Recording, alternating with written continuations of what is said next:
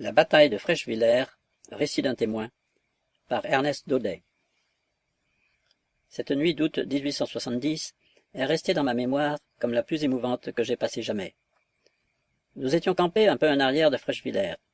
Vers 10 heures, après s'être assuré que ses troupes avaient le nécessaire, que partout les sentinelles étaient à leur poste, le général était rentré dans une maison de paysans, construite au milieu d'un vallonnement formé par 2 collines basses dont les troupes occupaient les pentes. Cette maison, presque une chaumière, avait été abandonnée par son propriétaire, et le général s'y était installé avec son état-major. Il prit avec nous un léger repas, puis il se jeta tout habillé sur un matelas, en me laissant le soin de le réveiller si cela était nécessaire. Je sortis et allai m'asseoir sur le devant de la maison. La nuit était obscure, bien qu'il y eût des étoiles au ciel, le temps doux, et le silence profond, troublé seulement par des bruits de pieds de chevaux frappant le sol, les cris des grands gardes accueillant les rondes par le qui-vive traditionnel. Tout à coup, dans le solennel silence de la nuit que je raconte, le galop d'un cheval se fit entendre, se rapprochant de moi. Je prêtai l'oreille. Les cris des sentinelles se succédaient avec rapidité, et 3 minutes ne s'étaient pas écoulées qu'un officier d'état-major, guidé par un cavalier de la division, s'arrêtait devant la maison que nous occupions. « Le général » demanda-t-il avec l'accent d'un homme qui vient de fournir une longue traite. « Il est là. Il s'est jeté tout habillé sur un lit. Je suis son officier d'ordonnance. »« Veuillez le réveiller alors, capitaine. Dépêche du général en chef. » J'entrai précipitamment dans la chaumière, et en apprenant de quoi il s'agissait, le général fut immédiatement sur pied. En le voyant, l'aide de camp salua respectueusement et dit « Voici les dépêches, mon général. J'avais ordre de ne les remettre qu'à vous-même. » Il les avait à peine remises que, sans attendre un mot de remerciement, il piqua des 2 et s'éloigna à fond de train, suivi par le cavalier qui l'avait amené jusqu'à nous. « Cela m'a l'air de vouloir chauffer, » murmura à mon oreille l'un des officiers du général. Nous nous tenions attentifs et immobiles, à quelques pas de ce dernier. Par son ordre, un soldat avait apporté une lanterne à la lueur de laquelle il lut la dépêche qu'il venait de recevoir. La clarté blanche donnait en plein sur son visage, dont je pouvais ainsi observer tous les mouvements, et mes yeux s'attachaient sur ses traits, impatient que j'étais de connaître la vérité. Mais la figure du général demeura impassible. Aucun tressaillement ne fit trembler ses joues. Seulement, quand il releva la tête, je crus voir dans ses yeux une expression de résolution et de défi que je ne lui connaissais pas. En même temps, d'une voix ferme et nette, il nous dit « Je crois, messieurs, que vos ardeurs ne tarderont pas à être satisfaites, et que ma division livrera aujourd'hui sa première bataille. » Je ne m'étais pas trompé, fit de nouveau l'aide de camp qui m'avait précédemment parlé. Le général, qui avait réfléchi un moment, ne demeura pas longtemps silencieux. Il reprit « Les nouvelles que voilà nous obligent à un mouvement immédiat. Venez, messieurs, recevoir mes ordres. » Tandis que le général, une carte sous les yeux, dictait ses ordres pour les chefs qui relevaient de son commandement, ceux-ci se présentèrent. Il les leur communiqua de vive voix, puis ils causèrent rapidement à voix basse pendant quelques instants. Chacun de ces petits épisodes se gravait dans mon esprit, et j'en ai retenu les moindres détails. Cette chambre à peine éclairée par des bougies fichées dans des bouteilles, sur la table grossière, couverte de taches, une carte étendue, et autour du groupe formé par les généraux, quelques officiers allant et venant discrètement, tel est le spectacle dont j'ai gardé le souvenir. Quelques instants après, des bruits de tambours retentirent. Il y eut, sur toute la surface occupée par nos troupes, un grand mouvement, et en moins d'1 heure, toute la division se trouva sous les armes, la soupe mangée, tentes et bagages pliés, en un mot prête à se mettre en route. Une lieue nous séparait du point où nous devions nous rendre. Elle fut si rapidement franchie qu'à 5 heures du matin, le général m'envoya auprès du maréchal pour lui faire connaître que ses ordres étaient exécutés. Je parcourus à cheval une assez longue distance à la recherche du quartier général. De tous côtés, je voyais les troupes prendre position, et ce spectacle me confirmait dans cette pensée que le général ne s'était pas trompé et que nous allions assister à une grande bataille. C'est guidé par ces troupes que je parvins à rencontrer le maréchal. Il était sur pied, se promenant de long en large en attendant le jour. Je fis la commission dont j'étais chargé, et il ne me répondit qu'un mot. « Dites à votre général que je compte sur lui. » Je revins prendre mon poste. L'horizon blanchissait sous les premiers rayons du crépuscule. En face de moi, dans une brume qui donnait à tous les objets un aspect vaporeux, se dessinait vigoureusement un radieux paysage. C'étaient des gorges basses et profondes, formées par 2 contreforts de la chaîne des Vosges, et qui s'ouvrent sur la basse Alsace, entre Haguenau et Wissembourg. Au-dessus, les hautes montagnes formaient un demi-cercle, et semblaient être le cadre naturel de ce coin charmant qui, tout à l'heure, devait être ensanglanté. Quand je fus de retour auprès du général, le jour était venu, et je pus me rendre compte des positions occupées par la division. Nous étions appuyés à notre droite par une colline, dont des troupes placées sous les ordres d'un autre général occupaient les pentes. À notre gauche, nous avions un petit bois, derrière lequel notre artillerie se trouvait embusquée. Nous pouvions donc attendre en sûreté. Notre position paraissait en quelque sorte inexpugnable. Tout à coup, sur les hauteurs en face de nous, nous vîmes luire au jour levant des uniformes allemands. 5 minutes ne s'étaient pas écoulées, quand soudain éclata une violente canonnade. La bataille commençait. Je regardai ma montre, il était 7 heures du matin. À dater de ce moment, ma mémoire s'obscurcit, mes souvenirs se troublent, et il me devient impossible de suivre, l'un après l'autre, les épisodes de cette mémorable journée. Je les raconte ici comme ils se présentent à ma pensée. Pendant plus d'1 heure, je ne fis qu'aller et venir à la suite du général, qui se portait à toute minute sur tel ou tel point. Nous nous attendions d'un instant à l'autre à être appelés à prendre part au combat. Mais, jusqu'à ce moment, nous étions demeurés immobiles, essayant d'en suivre les péripéties et appelant de tous nos vœux l'ordre qui nous enjoindrait de marcher. De quelque côté que se portassent nos regards, ils ne découvraient que nuages blancs disséminés sur le paysage. Ces nuages indiquaient les points où la bataille était plus vive. C'était la fumée des canons. Tout à coup, nous reçûmes l'ordre d'avancer. Le général parcourut au galop le front de ses troupes, puis, brandissant son épée, il prononça d'une voix retentissante les paroles du commandement que d'autres voix répétèrent après lui. Nous voilà en route. Le bruit de la canonnade qui gronde partout autour de nous assourdit nos oreilles. L'air est saturé d'odeur de poudre, et il nous semble, au fur et à mesure que nous nous rapprochons des points sur lesquels l'action a acquis le plus d'intensité, que nous allons mettre le pied dans une ardente fournaise. Nous débouchons brusquement dans une plaine où des masses de troupes sont engagées. Je distingue alors nettement nos soldats rapprochés de minute en minute des bataillons allemands. Les nôtres sont éprouvés déjà cruellement par les batteries prussiennes qui tirent incessamment et qui nous causent de grandes pertes. Mais elles n'arrêtent pas leur ardeur, surexcitées par le bruit qui s'est répandu que la droite de l'ennemi est repoussée. Nous passons à notre tour sous les feux de ces batteries. Devant nous, et protégée par elles, est massée l'infanterie allemande. C'est sur ce point que nous nous dirigeons. Mon sang s'échauffe, ma chair tressaille, ma bouche est sèche, et je suis moi-même surpris que mon cœur n'éprouve aucune pitié devant les morts qui tombent autour de moi. Ils sont déjà nombreux. On voit les cadavres épars, encore dans l'attitude qu'ils ont prise en tombant. Puis ce sont les blessés dont les cris déchireraient l'âme, s'il ne suffisait de quelques minutes pour la guérir et la rendre insensible aux tragédies de ce sanglant spectacle. Au milieu de ce vacarme effroyable, je suis arrêté tout à coup par une voix qui crie « Capitaine, capitaine, par pitié !» Je me retourne. Au pied d'un chêne, un jeune chasseur de Vincennes est étendu. Son visage est imberbe. Il est blond, et en le voyant de près, il me semble que c'est un enfant.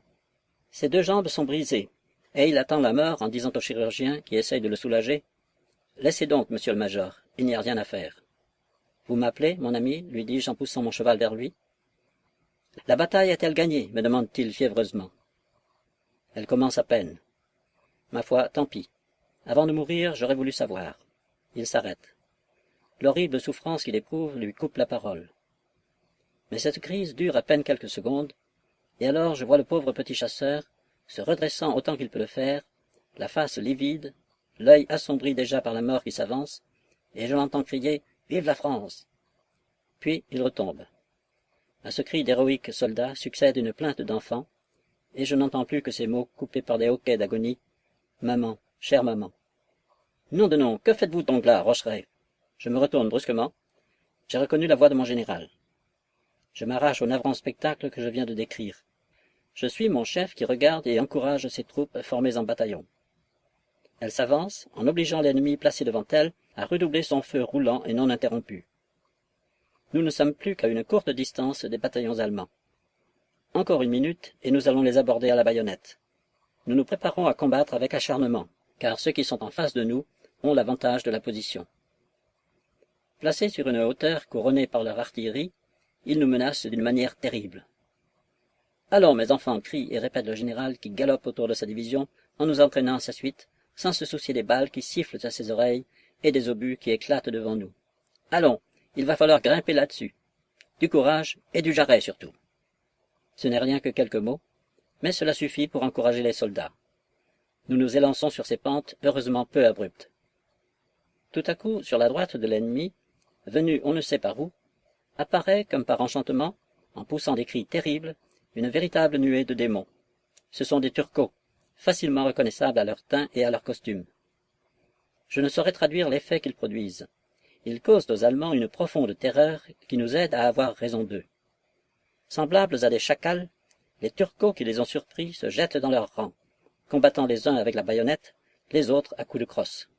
C'est une lutte corps à corps, pleine d'imprécations et de hurlements sauvages. Les corps tombent sous les coups, et nous rendons aux Allemands tout le mal que depuis 3 heures ils nous ont fait. Quant aux Prussiens, c'en est fait d'eux sur ce point. Ils ne battent pas en retraite, ils fuient pêle-mêle, terrifiés, sourds aux cris de leurs officiers, et poursuivis par les Turcos, auxquels la pitié est inconnue, et qui tuent impitoyablement. L'artillerie qui nous menaçait tout à l'heure ne se fait plus entendre. Nous ignorons ce qui se passe d'un autre côté, mais pour notre part, nous avons gagné la partie. Il est environ midi. Mettant pied à terre un moment, je bois une gorgée d'eau-de-vie que me présente un soldat. Puis je regarde, tâchant de deviner où en est la bataille. Mais le champ sur lequel elle est engagée se déroule si vaste que je ne vois rien, si ce n'est la fumée des canons, et parfois, au milieu des épais nuages qu'elle forme, des actions isolées dont il est difficile d'apprécier l'importance ou de suivre les péripéties. Ce que je constate dans toutes les parties du paysage, qu'à l'aide d'une lorgnette je peux embrasser, c'est que sur tous les points où les troupes sont aux prises, les Allemands sont beaucoup plus nombreux que les Français. Cependant, le temps se passe. Nous attendons des ordres. Ils n'arrivent pas. À 3 heures, nous sommes toujours au même point. Mais à ce moment, un grand mouvement se fait sur notre droite. En face de nous, d'une des gorges qui ferment la sortie de la vallée, nous voyons déboucher une grande masse de Prussiens. Ce sont des troupes fraîches que l'ennemi fait marcher contre nous. En même temps, il couronne d'artillerie les hauteurs voisines. Bientôt, nous sommes cruellement éprouvés par le feu de ces canons qui protègent l'arrivée de ce corps de réserve. Pour le coup, on ne va pas sans doute nous laisser immobiles. Notre secours doit être nécessaire dans une circonstance aussi critique, au moment où commence la partie que l'on croyait terminée. En effet, le général reçoit successivement plusieurs ordres pressés, d'après lesquels il formule ses instructions que ses officiers d'ordonnance transmettent à ses subordonnés. Au bout d'un quart d'heure, nous sommes en route, nous gagnons la plaine. Et tandis qu'au-dessus de nos têtes se croisent les boulets et les obus, nous nous dirigeons contre les Allemands. De tous les chemins, de tous les sentiers, débouchent des troupes qui viennent se joindre à nous. Mais elles sont exténuées, étant debout et combattant depuis le matin, tandis que l'ennemi qu'elles ont devant elles est frais et reposé. En outre, il est 3 fois plus nombreux que nous, et il suffit, pour s'en convaincre, de voir cette multitude de casques à pointe, de casquettes bleues, dont l'acier et les vives couleurs brillent au soleil. On nous a groupés autour d'un ruisseau bordé d'arbres, qui sont pour nous un abri, et c'est de là que nous commençons à tirer sans interrompre sur cette avalanche humaine qui grossit sans cesse et nous envahit de toutes parts. Le général est soucieux. Je m'approche de lui, et il me fait remarquer que les batteries qui nous protégeaient sur le plateau que nous avons abandonné sont éteintes pour la plupart, et que c'est maintenant sur nous que l'ennemi envoie ses projectiles. Comme il finit de parler, un obus vient tomber en sifflant à quelques pas de nous. Il éclate, et j'ai le temps de voir un de ces débris frapper au visage mon brave général. Mais au même instant, mon cheval effrayé se cabre, et part à fond de train, quels que soient mes efforts pour le retenir. En quelques minutes, je franchis une énorme distance, et je vais me jeter dans un groupe de cuirassiers qui poursuivent des Uhlans. Je me joins à eux. Mais que pouvons-nous faire contre cette effroyable accumulation de troupes et de canons? Les intrépides cuirassiers, les énergiques chasseurs, ont beau se ruer furieusement contre ces fantassins, appuyés de tous côtés par de l'artillerie, ils sont arrêtés en route et obligés de renoncer à la partie. Pour la seconde fois, nous revenons en désordre, au point de départ, mais la moitié de notre effectif est restée en route. La plupart de nos officiers supérieurs ont disparu, et dans l'escadron auquel je me suis joint, c'est un sous-lieutenant qui commande. Tandis que d'un œil désespéré, la rage au cœur, impuissant, vaincu, nous ne demandons qu'à mourir, nous voyons arriver vers nous le maréchal, entouré seulement d'un petit groupe d'officiers. Ses vêtements sont couverts de poussière et de boue, son visage est noirci en mains endroits, comme par des traînées de poudre. Une flamme sombre anime son regard. Il fait quelques pas vers le général qui nous commande et lui dit « Général, il faut charger là-dessus. » En prononçant ces paroles, il a mis pied à terre et de sa main droite qui tient une grosse lorgnette noire, il désigne la masse confuse des Prussiens. « Maréchal, nous avons chargé 2 fois. J'ai perdu la moitié de mes hommes. et à son tour il montre au commandant en chef ses escadrons décimés, et parmi les cavaliers qui lui restent, un certain nombre en train de panser les blessures légères qu'ils ont reçues pendant les charges héroïques qui viennent d'avoir lieu. Peu importe, général, il faut recommencer, il le faut. Le général, qui avait mis pied à terre, ne réplique pas, s'incline et se dirige vers son cheval. Mais le maréchal fait 2 pas derrière lui, l'appelle, l'arrête d'un geste et ajoute « Oui, il le faut. Mais auparavant, général, embrassons-nous. » Les 2 vieillards échangent une accolade. Puis ils remontent à cheval. Et tandis que l'un s'éloigne, l'autre crie d'une voix retentissante « Cuirassiers, en avant !» Un formidable hurrah retentit. Et comme nous avions le diable au corps, électrisé par un patriotisme désespéré et par je ne sais quel attrait que la mort semble avoir pour nous en ce moment, nous nous élançons de nouveau. Ébranlant le sol, nous traversons la plaine. À peine avons-nous fait quelques pas que les obus et les balles pleuvent sur nous, drues comme grêle, et causent dans nos rangs d'indescriptibles ravages. Chevaux et cavaliers roulent pêle-mêle, et, détail horrible, nous sommes si violemment lancés que nous ne pouvons retenir nos chevaux qui passent sur les malheureux désarçonnés et les écrasent. Le feu de l'ennemi redouble d'intensité. Évidemment, notre audace confond les Allemands et accroît leur fureur. Mais cette fois, rien ne nous arrête. Nous serrons les rangs à mesure qu'ils s'éclaircissent, et nous venons enfin nous heurter contre les citadelles vivantes, hérissées de baïonnettes qui se sont abaissées pour nous recevoir. C'est un choc terrible, une confusion inexprimable, un spectacle qu'on ne décrit pas. Je ne sais comment il se peut faire que je me trouve au milieu de Prussiens qui, successivement, tirent sur moi à bout portant sans m'atteindre. Plus heureux, j'en étends 2 à mes pieds avec mon revolver. Un officier à cheval bondit alors de mon côté, le sabre levé. Je suis perdu, car au même instant j'ai senti pénétrer dans la main qui tient mon arme la pointe d'une baïonnette, et je me trouve ainsi désarmé. Heureusement, mon cheval se cabre, se dresse avec épouvante sur ses jarrets, et c'est sur son poitrail que tombe le coup qui m'était destiné, et qui d'ailleurs ne lui cause qu'une blessure sans gravité. Je cherche une issue et me voilà de plus en plus pressé. Mais une voix se fait entendre. « Nous voilà, capitaine. Attendez, canaille !» Je vois un sabre luire au soleil et tomber lourdement sur le cou de l'officier qui m'a menacé. Il est renversé sur son cheval. Je suis libre de ce côté, et mes libérateurs sont 3 cuirassiers qui, en me voyant perdu, ont couru à mon secours. Je leur rends grâce. « C'est inutile, mon capitaine, » dit le plus âgé d'entre eux. « Le plus important maintenant, c'est de décamper. Il ne va pas faire bon pour nous ici. Nous nous frayons un passage, et, étant parvenus à nous dégager, nous nous mettons à galoper côte à côte. Un petit bois se trouve à notre droite. Nous nous y jetons. Un grand nombre de fuyards ont fait comme nous, et je suis frappé en constatant que nous pourrions encore former un solide noyau. Je fais part de mon sentiment au cuirassier. Il me répond simplement « Dame, si vous pensez que ce soit utile. » Je vais élever la voix pour arrêter ceux qui fuient, mais je vois arriver vers nous plusieurs officiers d'état-major. Un d'eux me crie en passant « Je porte l'ordre de faire sonner la retraite. La bataille est perdue. »